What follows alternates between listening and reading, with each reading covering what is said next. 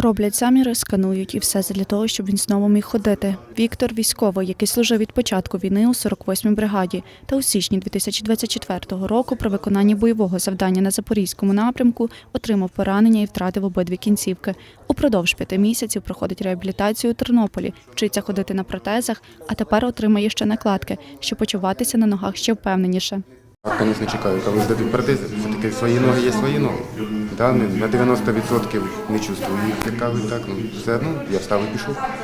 Я ні від кого не залежу, я сам щось можу робити.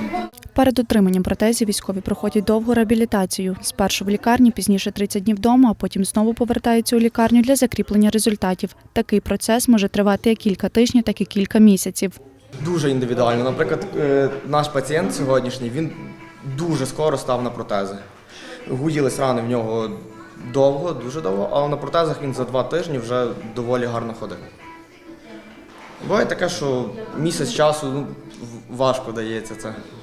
Кожен військовий під час реабілітації може заповнити анкету на сайті Медтридрук і безкоштовно отримати декоративну індивідуальну накладку на протез. Ідея створення такого проєкту, розповідають його ініціатори, зародилася вже давно. Ще до війни Євген Лоза поїхав на навчання у Сполучені Штати Америки за програмою «Відкритий світ». І там побачив, як виготовляють накладки на протези для військових.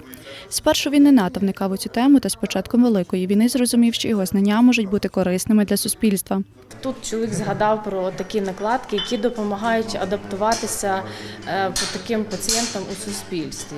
Вони також можна виразити свою індивідуальність, вносячи якісь зміни за кольором, за формою, чи, наприклад, багато з військових друкують свої шеврони на цих накладках, і вони набагато себе впевненіше почувають потім. Христина розповідає, процес створення накладки відбувається у кілька етапів. Перший – сканування. Ми проводимо сканування протезів. В даного пацієнта відсутні обидві кінцівки до коліна. Тут коротка буде накладка.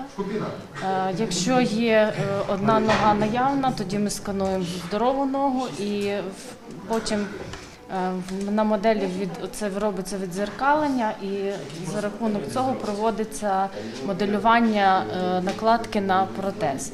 Якщо немає обидвох ніг, тоді дизайнер робить моделі відповідно до фото пацієнта і його побажань.